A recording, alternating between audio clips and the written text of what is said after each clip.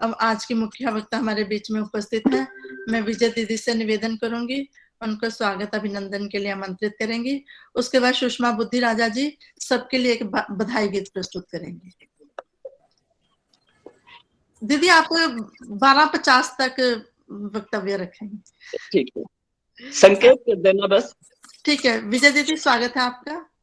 धन्यवाद आदर्श जी। सभी को सादर और नमस्ते जी। नमस्ते जी सबके लिए। हाँ जी, और आज विश्व कोश, मेरे शब्दों को ध्यान दीजिएगा। एक मिनट दीजिए विजय दीदी, आपका पहले स्वागत श्रीमती करेंगे। राज सरदाना। एक मिनट में आपको अभी बुलाऊंगी तो फिर आप कुछ माइक अभी भी खुले हैं, एक दो माइक खुले हैं। हाँ जी, आज की हमारी मुख्य वक्ता श्रीमती उषा किरण जी हमारे बीच उपस्थित हैं। आज आप अंग्रेजी विषय की शिक्षिका के रूप में कार्य कर चुकी हैं। आप वैदिक विदुषी हैं और आपका परिवार और आर्य समाज से पूर्ण रूप से जुड़ा हुआ है। आपको यह संस्कार आपको अपने पूर्वजनों से मिले, जिनको आप बड़ी लगन से आगे बढ़ा रही हैं और आप आर्य समाज के सभी कार्यों में बढ़ चढ़कर हिस्सा लेती हैं और आप पिछले कई वर्षों से उप प्रधान केंद्रीय आर्य प्रतिनिधि सभा का पद बहुत खूबसूरती से निभा रही हैं। हर्ष का विषय है कि आज आपका जन्मदिन भी है और आपको जन्मदिन की हार्दिक शुभकामनाएं एवं बहुत बहुत बधाई। ईश्वर से प्रार्थना है कि आपको स्वस्थ एवं दीर्घायु रखे और आप इसी तरह समाज का कार्य करते रहो। आज आप सबको महर्षि दयानंद सरस्वती के पर उद्बोधन प्रस्तुत करेंगी और ज्ञान की गंगा में बढ़ोतरी करेंगी श्रीमती उषा किरण जी। धन्यवाद। धन्यवाद पूर्वी दिल्ली महिला वेद प्रचार मंडल की प्रधाना जी के लिए, और धन्यवाद आदर्श जी के लिए समय देने के लिए, और मुझे मुख्य वक्ता कहकर पुकारने के लिए भी। मुख्य वक्ता के स्थान पर सामान्य वक्ता ज्यादा अच्छा लगेगा, लेकिन मुख्य बनने में भी मुझे कोई परेशानी नहीं है। सम्मान के योग्य पूरी दिल्ली की जितनी भी यहाँ महिलाएं जुड़ी हुई हैं इस कार्यक्रम में, और सभी प्रबुद्ध श्रोतागण, आपकी उपस्थिति हमारा उत्साहवर्धन करती है, और जब उत्साहवर्धन होता है तो ऊर्जा बढ़ती है। जब ऊर्जा होती है तो फिर हम काम अधिक कर सकते हैं। मैं आदरणीय राज सरदाना जी को विश्व कोश कहकर पुकार सकती हूँ। जो इतने सारे विशेषण उन्होंने महर्षि दयानंद के लिए दिए, वो और मेरी ऊर्जा को और उत्साह को, मेरे मनोबल को बढ़ा रहे हैं। उस युग प्रवर्तक, नव जागरण के पुरोधा, वैदिक पद्धति के पुनर्संस्थापक और आर्य समाज के संस्थापक, उस महान वीर सैनिक कार्यकर्ता महर्षि दयानंद के लिए बहुत विनम्र भावभीनी श्रद्धांजलि अर्पित करते हुए और आप सभी का अभिनंदन एवं स्वागत करते हुए मात्र इतना कहूंगी, सदियों तक इतिहास न समझ सकेगा, सदियों तक इतिहास न समझ सकेगा तुम मानव थे या मानवता के महाकाव्य। कितने भी आप विशेषण लगा लें महर्षि दयानंद के लिए, वो छोटे हैं, वो कम हैं, उनका कहीं कोई अंत नहीं है। सदियों के बाद इस धरती को दयानंद के रूप में एक ऐसा महापुरुष मिला जो मात्र 59 साल के कार्यकाल में अपने व्यक्तित्व और कृतित्व से संसार को चमत्कृत कर गया। प्रत्येक क्षेत्र में ऋषि ने वैदिक धर्म सम्मत, वैज्ञानिक, व्यावहारिक और बहुत ही उपयोगी मार्गदर्शन कराया। उनका व्यक्तित्व जैसे उसमें चुंबक था। जो भी उनके संपर्क में आया, जिसने भी उन्हें देखा, सुना और पढ़ा, उसी का कायाकल्प हो गया, उसी का जीवन सार्थक हो गया। न जाने कितने गुरुदत्त, न जाने कितने श्रद्धानंद हंसराज, लेखराम, लाला लाजपत राय तो उनके समकालीन ही कहेंगे, मैं तो ऐसा ही कहूंगी। इतनी प्रबल जादुई शक्ति और किसी महापुरुष में नजर नहीं आती। लोग तलवार लेकर आए और शिष्य बन गए। न जाने कितनों को नव जीवन देकर सुमार्ग का पथिक बना दिया। जिधर से निकले उधर ही ढोंग, पाखंड, अविद्या, अंधकार को मिटाते हुए सत्य धर्म की रोशनी फैलाते गए। आवाज ठीक आ रही है? क्योंकि फोन आ रहे हैं पीछे से। आ रही है आवाज, अरे आ रही है कब आवाज। काट दो, फोन काट दीजिए आप उनका। फोन काट दीजिए आप अपने। साहसी और संसार में बुराइयों के विरुद्ध बिल्कुल अकेले चल पड़े। आप सबको पता है, आप निरंतर 1 महीने से क्या, बहुत दिनों से बहुत सारे संस्मरण, बहुत सारे प्रसंग, उनके जीवन की कठिनाइयां, उनके सारे प्रकरण सुनते चले आ रहे हैं। वो अकेला ही चला, लड़ता रहा और फिर विजयी हुआ, विजय प्राप्त की। वो चाहते थे वो उनको मिला, जो वो चाहते थे उसके हिसाब से हमारा कार्य चलता रहा। जीवन विष पाई महामानव संपूर्ण जीवन संसार में व्याप्त अज्ञान को, अधर्म को, असत्य को और नाना पंथ संप्रदायों में फैले हुए सारे ढोंग और पाखंड के जहर को पीता रहा। और बदले में हमें क्या दे के गया? अमृत ही अमृत, आर्य समाज के रूप में अमृत ही अमृत, बहुत सारी अच्छी अच्छी बातों को बता के। और मैं तो ये कहूंगी कि संसार के महापुरुषों में किसी न किसी प्रकार का कोई ना कोई दोष जरूर रहा है, होता ही है, मानव मात्र में होता है। लेकिन पवित्र आत्मा ऋषि दयानंद के जीवन में आदि से लेके अंत तक किसी प्रकार की न कोई त्रुटि थी, न कोई दोष था, न दुर्बलता थी। और दयानंद जैसा कि नाम था, वैसे ही दया के वो सागर थे।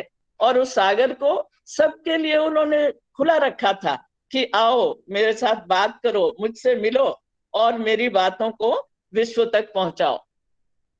विरजानंद जी ने उनको इतना योग्य बना दिया। विरजानंद जी ने उनको इतना आनंद लुटाने के लिए कह दिया कि वो सारा जीवन हमारे देश को तो क्या, विश्व भर को ऐसी ऐसी बातें बताते रहे कि जिससे सभी एक साथ अच्छे तरीके से आगे बढ़ने का प्रयास करें। जर्मन विद्वान मैक्स मूलर से किसी ने पूछा 19वीं शताब्दी की सबसे बड़ी उपलब्धि और चमत्कार क्या है? तो जानते हैं उन्होंने क्या कहा? वो कहते हैं मैं इस शताब्दी का सबसे बड़ा चमत्कार और आदर्श आवाज नहीं है। कि ऋषि दयानंद का संसार के सामने वेदों का यथारूप, आदर्श आवाज नहीं है। आप शब्द आवाज नहीं आ रही, किसी को आवाज नहीं आ रही। अब नहीं कि वो फोन आ रहे थे लगातार। मैक्स मूलर ने कहा कि महर्षि दयानंद ने यथारूप रखा वेदों को हमारे सामने, और जो उसका कलुषित, जो क्लिष्ट और जो गलत प्रसंग था या विषय थे, वो सारे बाद में दूर करने की कोशिश किया गया। महर्षि ने कहा वेद सब सत्य विद्याओं का पुस्तक है। और इसी स्थापना के साथ, इसी बात के साथ साथ उन्होंने आर्य समाजों का अभियान प्रारंभ किया। 1875 में पहली आर्य समाज खोली और उसके बाद तो आर्य समाज खुलते ही चले गए, ताकि हम जो वो कह सकते, जो वो कह रहे थे, जो वो चाह रहे थे, उन सब को हम दुनिया के सामने ला रहे।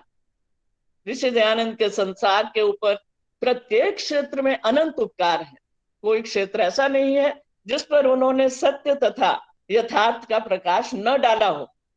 वो स्वयं गृहस्थी नहीं थे, आपको पता है, ब्रह्मचारी, आजन्म ब्रह्मचारी। गृहस्थी न होते हुए भी संसार को मानव निर्माण की कुंजी दे गए। किस रूप में? संस्कार विधि के रूप में, अमर ग्रंथ सत्यार्थ प्रकाश के रूप में। उसके माध्यम से अनेक विषयों का सत्य बोध कराया। ऐसा ग्रंथ जिसको पढ़ने के बाद कोई व्यक्ति नास्तिक रह ही नहीं सकता। जिसको पढ़ के जीवन और जगत को सच्चा, वेदोक्त तथा बुद्धि को अपील करने वाली सोच और दृष्टि स्वतः मानस पर उभर आती है। इस ग्रंथ ने न जाने कितने लोगों की बुद्धि का ताला खोल दिया, कितने ही भूले भटकों का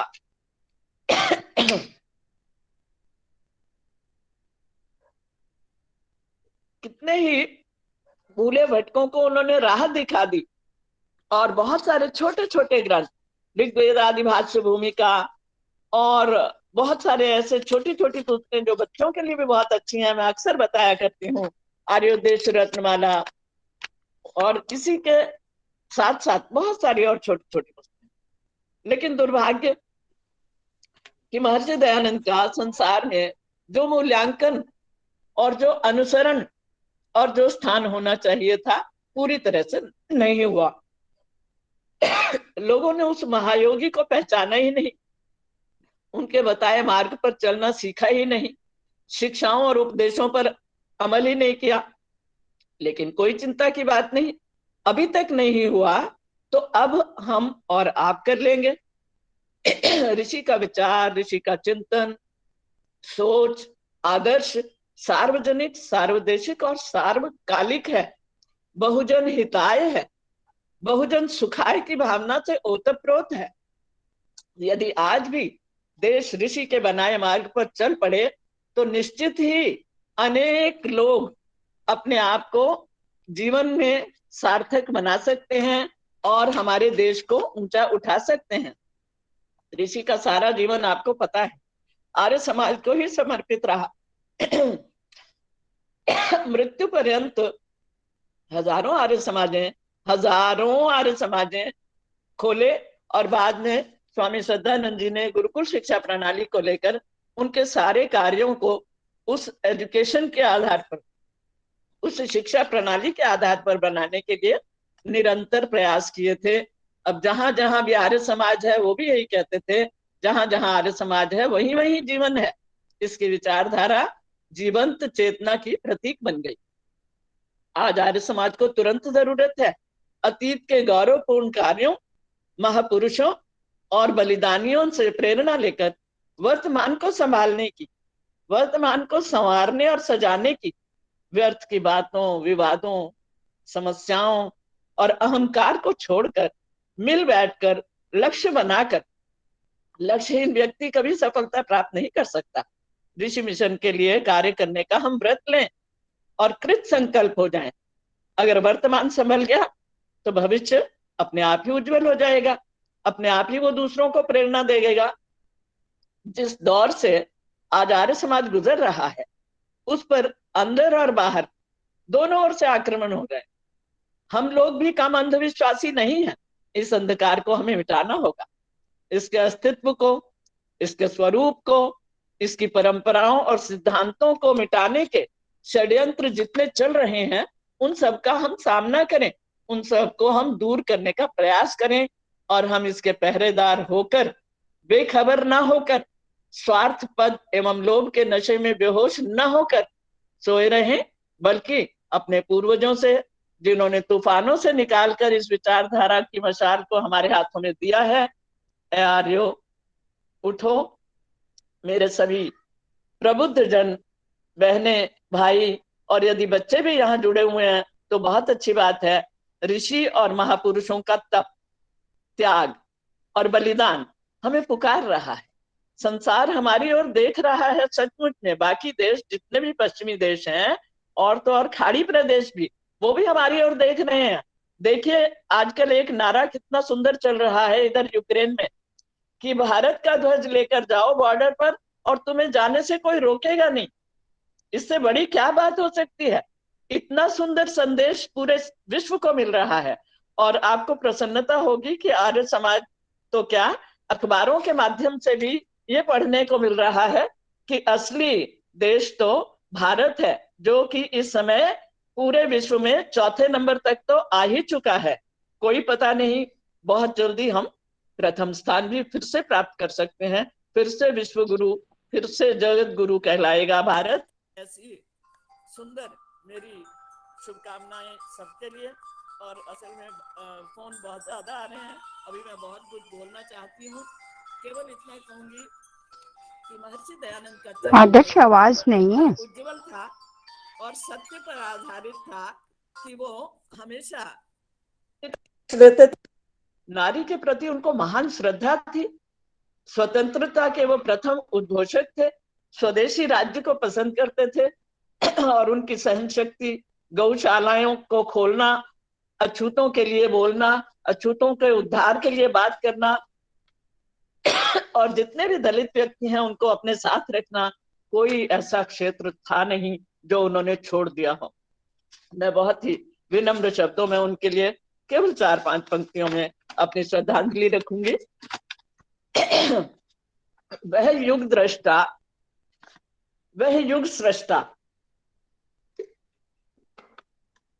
वह युग दृष्टा, वह युग सृष्टा, अभिनंदन, पुण्य स्मरण, शुद्ध प्रबुद्ध, ज्योति से जगमग, जो ऋषि अलख जगाने आया, भटके भूले भारत को जो मंजिल तक ले जाने आया, जिसने वैदिक दिव्य दृष्टि से भारत में की प्राण प्रतिष्ठा, वेदों के मंत्रों में जिसकी अविचल, विचलित न होने वाली, अटल, अलौकिक निष्ठा, उस निष्ठा को नींव बनाकर ऋषि ने हमको नई दृष्टि दी, स्वाभिमान की नई सृष्टि की, वेद सुधा से जिसने सींचा आर्य जगत का नंदन कानन, जिसके उद्बोधन से जागा भारत का अपना घर आंगन।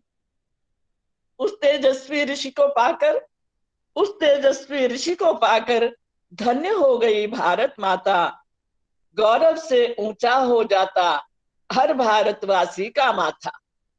वो सरस्वती के वरद पुत्र, सरस्वती के वरद पुत्र कैसे थे?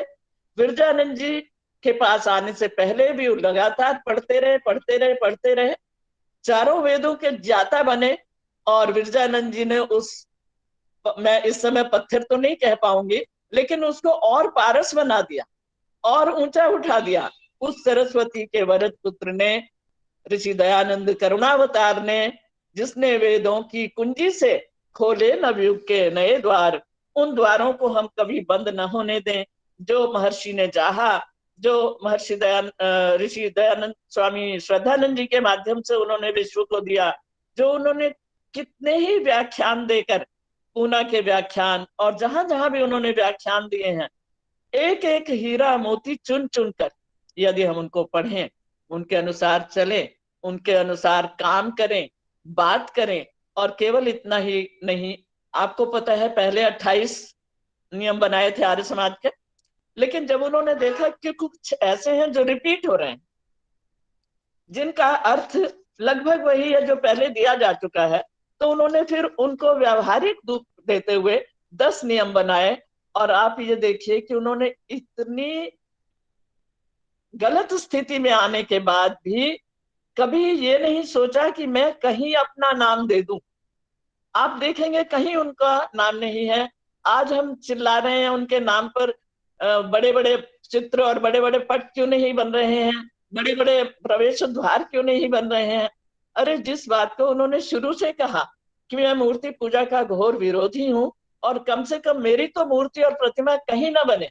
मुझे अच्छी तरह से याद है, एक मंच से हमने शीला दीक्षित जी को, स्वर्गीय शीला दीक्षित जी को और आरती जी दोनों एक साथ थे मंच पर, और ये चीज रखी गई, ये प्रसंग लिया गया कि हमें महर्षि का एक बहुत सुंदर वो बनाना है, क्या कहते हैं, प्रतिमा।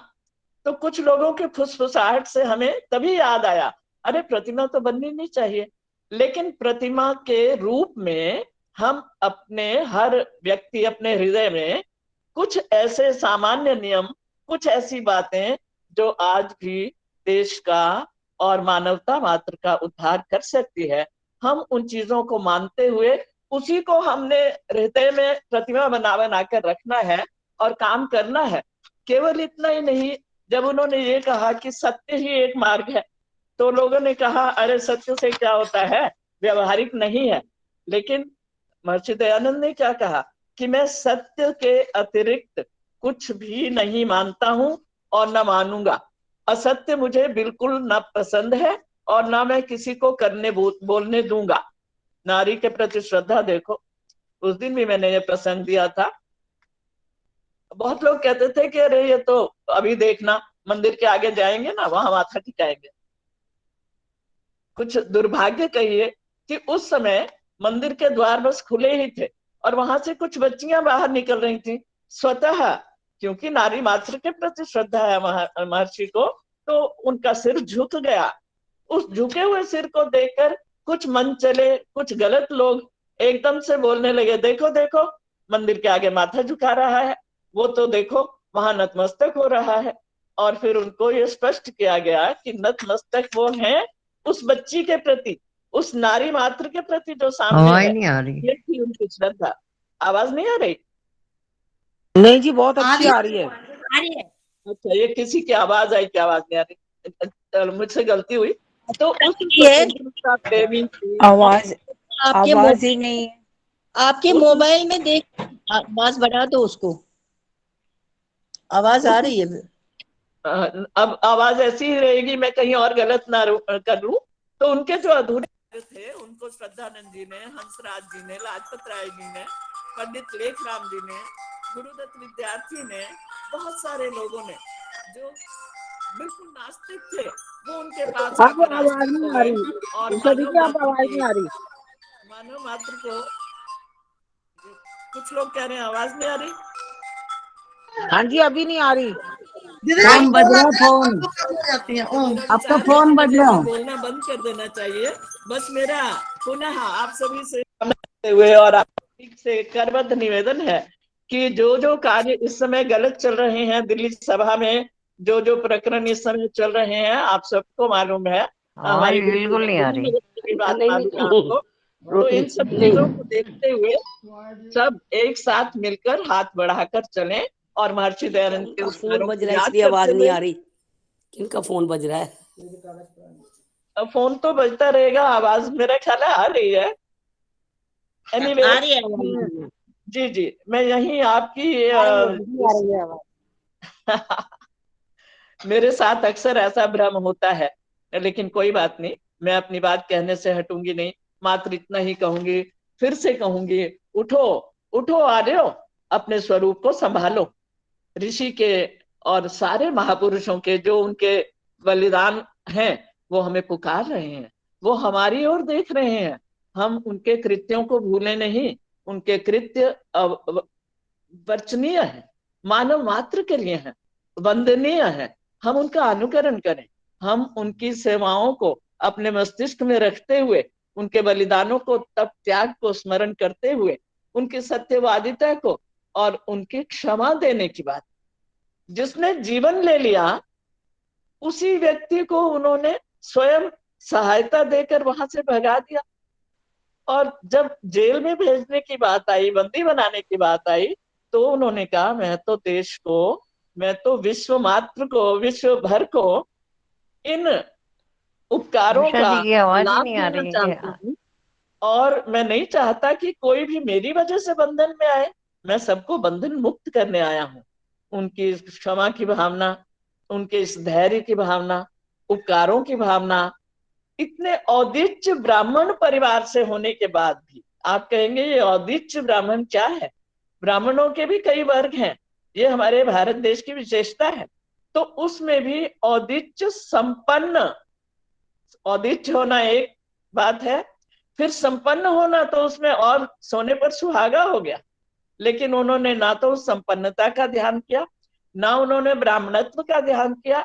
बस उनके मन में एक ही भाव था, मैं किसी तरह से सारी जनजाति को, सभी को संभालते हुए ऊंचा उठाने का प्रयास करूंगी। और मैं भी कृत संकल्प हूं कि मेरी सारी बहनें, उनको जगाने का मैं प्रयास करूं और वो जागकर पुनः नारी शक्ति के रूप में उभरे और इस देश को, विश्व भर को कल्याण मार्ग पर ले चलें। इन्हीं शब्दों के साथ पुनः मिलने के लिए आप सबको शुभकामनाएं देते हुए ओम। धन्यवाद सबके लिए।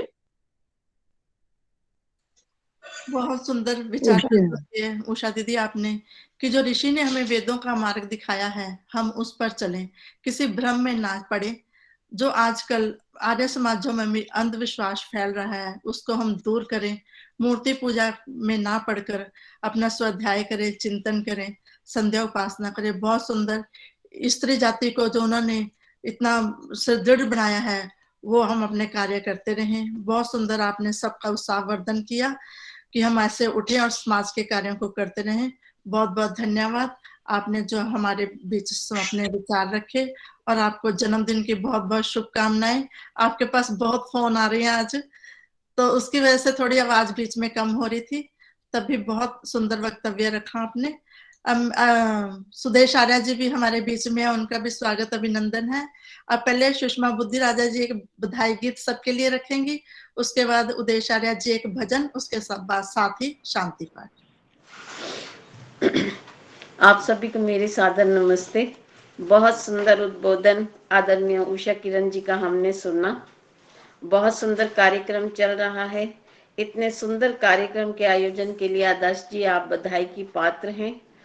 उषा किरण जी आपको जन्मदिन की बहुत बहुत बधाई हो। विजय रानी शर्मा जी को भी, जिन परिवारों में जन्मदिन है उन सभी के लिए एक बधाई गीत।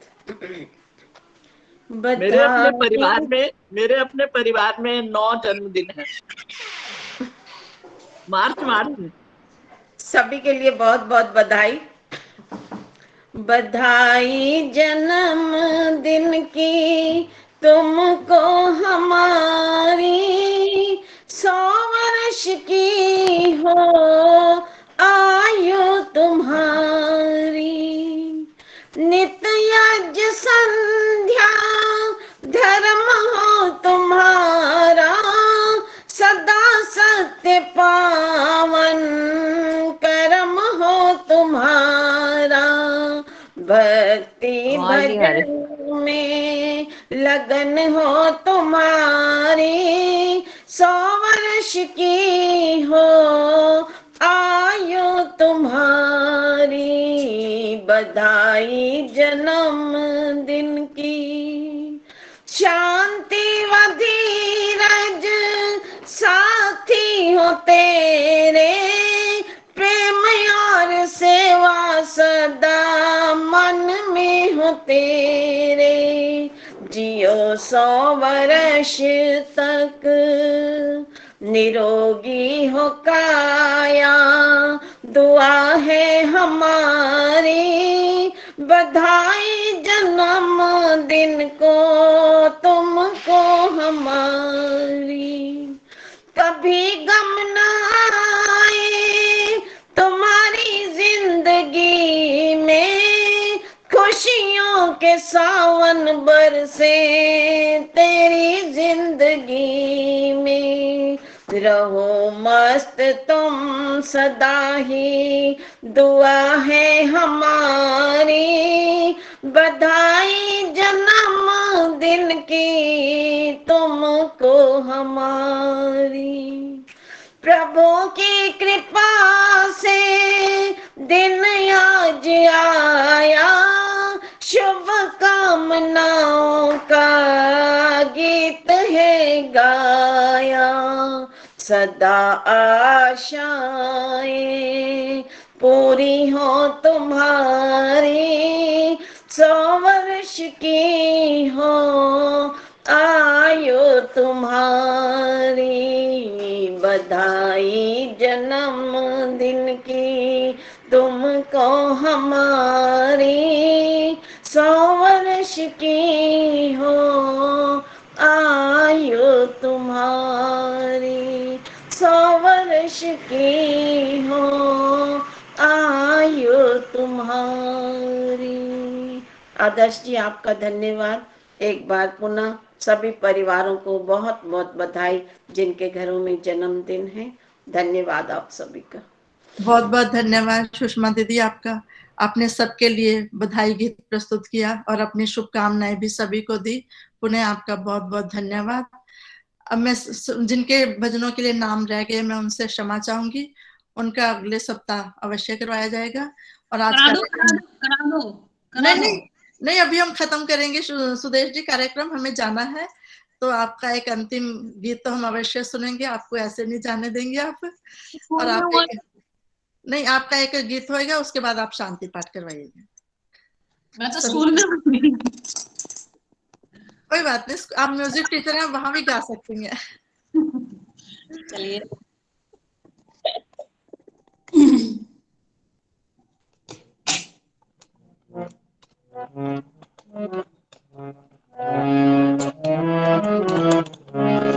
मेरी से। उषा दीदी आपको बहुत सारी मंगल कामनाएं, शुभकामनाएं। और आदर्श बहन जी, बहुत सारे आपके जो उपस्थिति है उसके लिए आपको विशेष शुभकामनाएं। अभी मैं बस पेपर की ड्यूटी दे करके अभी 10 मिनट पहले ही आई हूँ और आपके सौभाग्य मिला आप सभी के दर्शन करने का। दीदी को सुन रही थी, बहुत सुंदर उद्बोधन दिया। तो मैं, आपने कहा था मैं इसलिए 4-5 पंक्तियां ही बोलूंगी आपके आदेश का पालन करने हेतु। तो आइए।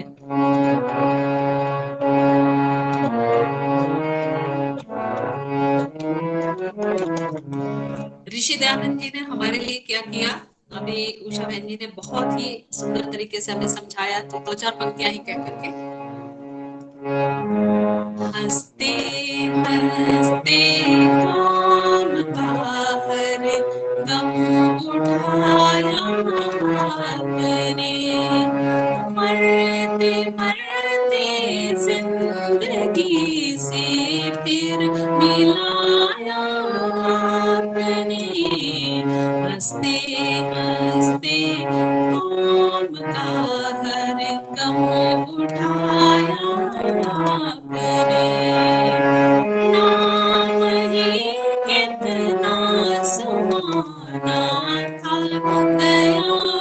दयानंद आपका, नाम ही कितना सुहाना था दयानंद आपका, नाम जैसा काम भी फिर करके दिखाया आपने, नाम जैसा काम भी फिर करके दिखाया आपने, मरते मरते जिंदगी से फिर मिलाया आपने, हंसते हंसते बताकर गम उठाया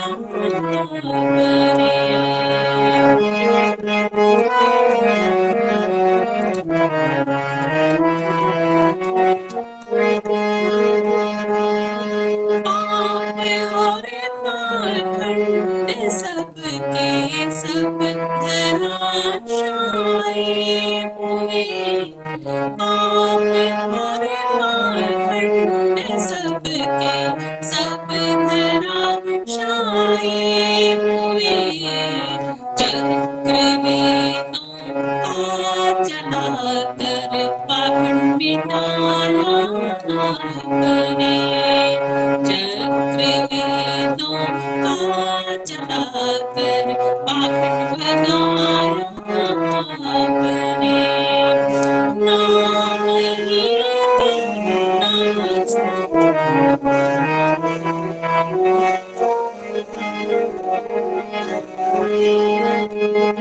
नाम ही कितना सुहाना था दयानंद आपका, नाम जैसा कौन भी फिर करके दिखाया आपने, मरते मरते जिंदगी से फिर मिलाया आपने, हंसते हंसते बताकर गम उठाया आपने। धन्यवाद जी। अधूरा गीत रखा मैंने, समय समाप्ति की ओर है, तो बहुत बहुत धन्यवाद आपका। बहुत सुंदर आपका बहुत बहुत धन्यवाद। बहुत दिनों के बाद जुड़े आज हमारे साथ में, बहुत बहुत धन्यवाद आपका। बहुत सुंदर गीत सुदेश जी आपने प्रस्तुत किया। हम सभी का ये सौभाग्य होता है कि आप हमारे साथ जुड़ते हैं और आपका भजन हमें सुनने को मिल जाता है, और आप हमारा आदेश या निर्देश कुछ भी समझिए आप स्वीकार करते हैं। बहुत बहुत धन्यवाद आपका, और आपके लिए बहुत बहुत शुभकामनाएं। ऐसे ही समाज के कार्यों में आप लगी रहें और हमें भी अपना बहुत अच्छा, बहुत बहुत धन्यवाद आपका। सभी का बहुत बहुत धन्यवाद जिन्होंने भजन सुनाए और जिन्होंने सुने, सभी का बहुत बहुत धन्यवाद। आज हम कार्यक्रम जल्दी थोड़ा समाप्त कर रहे हैं, इसके लिए अभी शांति पाठ करेंगे। ओम द्यौ शांति अंतरिक्षगम शांति पृथ्वी शान्तिरापः शान्तिरोषधयः शान्तिः वनस्पतयः शान्ति विश्वे देवाः शान्ति ब्रह्म शान्तिः सर्वं शान्तिः शान्तिरेव शान्तिः सामा शान्तिरेधि ओम शांतिः शांतिः शांतिः। जो बोले सो अभय सत्य सनातन वैदिक धर्म की जय। जय मर्यादा पुरुषोत्तम श्री रामचंद्र महाराज की जय। जय योगी राज श्री कृष्ण चंद्र महाराज की जय। जय गुरुदेव